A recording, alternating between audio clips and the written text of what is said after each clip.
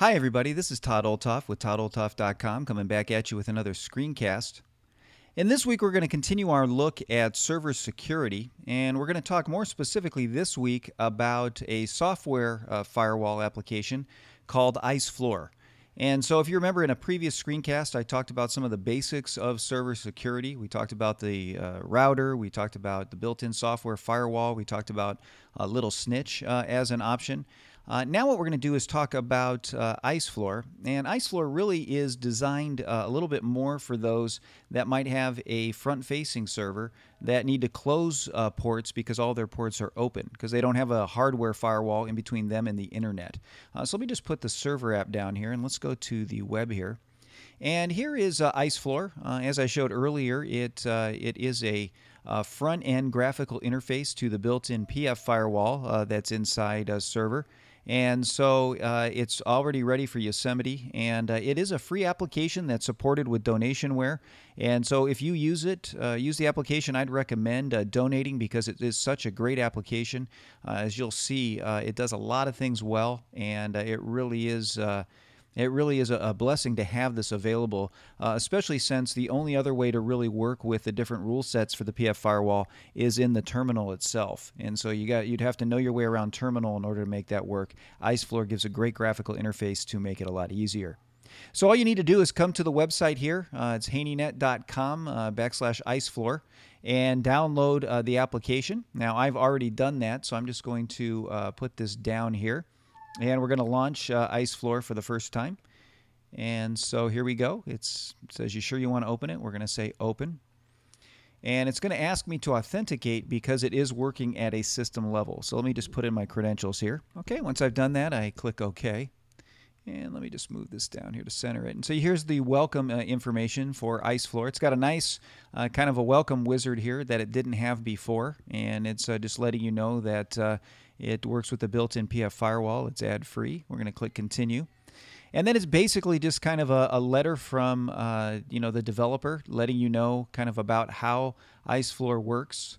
Gives you a little bit of background and overview. Tells you to start with the wizard because the wizard's the easier way to do it. And that is a new development in IceFloor 2 from IceFloor 1. Let's click Continue. They also have added this IceFloor menulet, which basically will sit up in your menu toolbar up here and give you access to some of the settings right from there. So you can install it or not. Right now I'm just going to let that go for right now because I just want to focus on the main interface. So we're going to say Continue. And so basically it talks about IceFloor and the OS X firewall. And it basically just says, hey, you don't need to use these together. In fact, turn off the regular firewall that's in System Preferences. Again, just in case you don't know where that's at, if you pull up System Preferences, it's under Security and Privacy. We want to come in here and actually turn off this firewall so that they don't interfere with one another. And so now that we've done that, we can put that down. But it's just letting us know how that works. So we're going to continue. And then it gives you a little bit of an explanation of all the different contextual helps that are built in so that if you get lost, you can click the little question marks and it'll give you a lot of different information and details. So we're going to start using IceFloor. So here's the main interface for IceFloor. You've got the configuration wizard, you've got a user guide, you've got OpenBSD manual, which basically is what the PF Firewall is built on, so that gets a little bit more technical for you. And then they've got a nice big uninstall button right here if you want to uninstall it. So what we're going to do is instead of going through all of these tabs right now we're first going to use the configuration wizard just so you can see what that looks like. So let's go ahead and get into that. Again, we have to authenticate, so let me put in my information. Okay, now that I've done that, I just click OK. And now here's the wizard. And so it's going to walk us through what we need. So we're just going to click Continue. And so now it's asking us what connections do we want to allow. You can see all of the different connections that are here. And so what we're going to do is check off the things that we want. So you're going to want to check off Kerberos because that is basically your login security that checks with your passwords and tokens and all of that. So you want to have that checked off. If you're running file sharing, you're going to want to check that. Notice when I hover over the actual service, it gives me the port the TCP port that's going to be opened. Notice this with Kerberos port 88, here with file sharing port 548. So it's nice that it gives you all those little prompts. If you're using SMB, you want to open that. If you're using file sharing, if you're using screen sharing or VNC, you want to open that. Now again, if you're using a remote Mac, you're going to want to make sure that you do open up things like VNC so you can get back into your machine. Otherwise, IceFloor will lock you out. Remote management and events, so we're going to want that because that's how we manage our server. If you're running a mail server, you'll put that in there. If you're running the web server, you want that. VPN, if you're using a VPN, you want that. Now, again, remote login, if you're using SSH, you want that. If not, then don't check it. But again, if you're using a remote server, you might want to have that so that you can log into your server just in case you get locked out. Okay, now, you've also got over here file transfer. If you're using FTP, you want to check that. iTunes sharing, so if you've got that going on, you want to check that. AirPlay. CD, DVD sharing, you got iChat or messages going, you want to check those. So again, depending on what services you have running, those are the ones that you want to check. So we'll say next. Now it also talks about outbound connections, and so you can limit or you can block all outbound connections except for these services, or you can allow all outbound connections. This works very similar to how maybe Little Snitch would work, only the problem is it doesn't let you deal with those as they're going out or coming in. So you're kind of blocking everything, not knowing exactly what's trying to get out. So Little Snitch is a little better for that, but since we have that option on here, it gives you the opportunity to do it. So that's right here. So let's click Next. All right, and then you also have this option for Enable Emerging Threats Protection, and that's basically a database that's put together of different IP addresses that are known threats to servers and things like that. So you can enable this, and it'll enable those rules so that basically then you won't have to deal with that. And so I would check that because it's a good security option. Then you just say Save Configuration and Start the PF Firewall. So you just click that, and it asks you to authenticate again.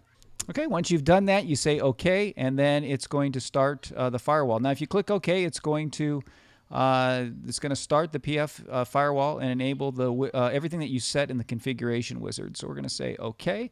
And what you'll see is it'll start it, and there might be a little bit of a delay as you do that once you start it. Again, the start button's right here. So what I'm going to do is I'm not going to start it yet. What I'm going to do is let's walk through what we've set up just so you can get some details on how to fine-tune it before you get it going. This is where we're at in the firewall page. You can see here I can look at inbound, outbound communications. I've got inbound NAT clients and outbound NAT clients. I can block things that I'm blocking, downloads and uploads. Now the difference between these here is that the NAT clients is where, again, if you're a front-facing server, you could mimic a setup that looks like a router by having sort of a NAT port forwarding protocol. But in this case, we're just going to use the inbound because that's good enough. But and maybe in another screencast, I'll show you how to use this. But let's just keep it with the inbound. You can see that we've got our address groups of any set up, which means that basically this is a particular address group that affects anybody. I can set specifics if I want to. Like if I click the little edit pencil, oops, I can't do any. Let me just click the plus button for a minute. I can add another group if I want to, and then set a new set of rules for that group, but I don't need to do that. I've got this here fine. I can set up what network interfaces I want to use. So if I've got multiple network interfaces, I can set that up. I can also set the bandwidth if I wanted to. Again, this is the anyone, so I don't have that option. And I can also select the addresses in the address group. So if I want to set the domains and the subnets and things like that. Again, if I click plus, again, I can't do it for any. So I'm just going to leave that alone.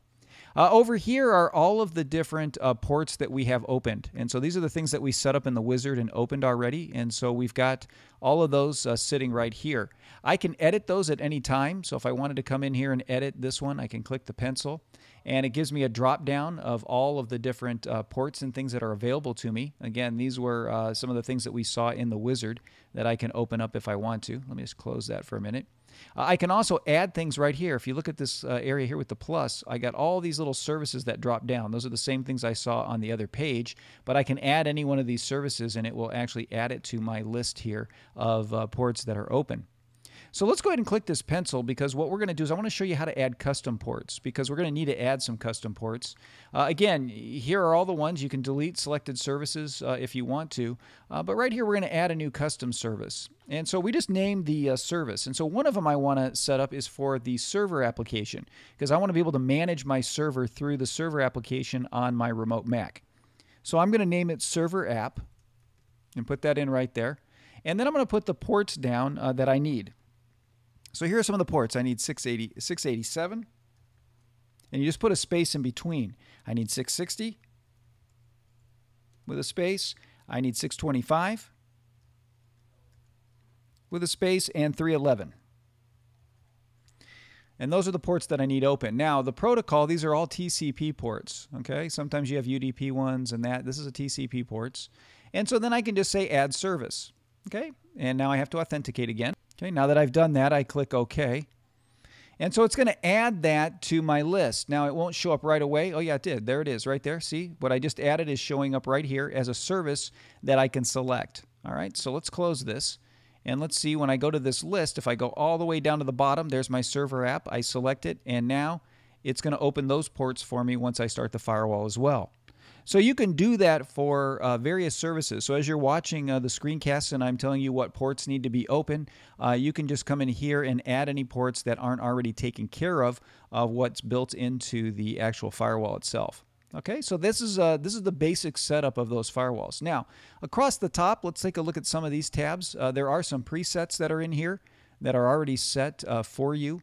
And they kind of tell you kind of what some of these presets are. This gets a little bit more technical with the PF Firewall, so we're going to leave those alone. But just want to let you know some of those presets are there.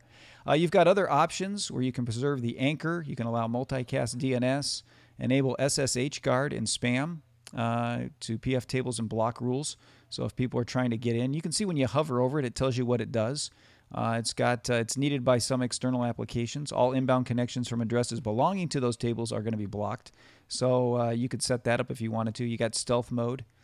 You also have logs, and so you can actually open up the PF logs in the console or in the terminal to kind of see what's going on in terms of the activity. This is where you would check if you felt like someone was trying to get into your server. You could check for different IP addresses and things by looking at these logs.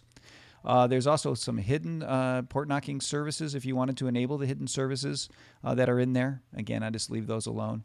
Again, more custom rules if you want to set them up in here. You can look at some of the network interfaces. As people are connecting to your network, it'll give you information on who's gotten through the firewall and what's going on here.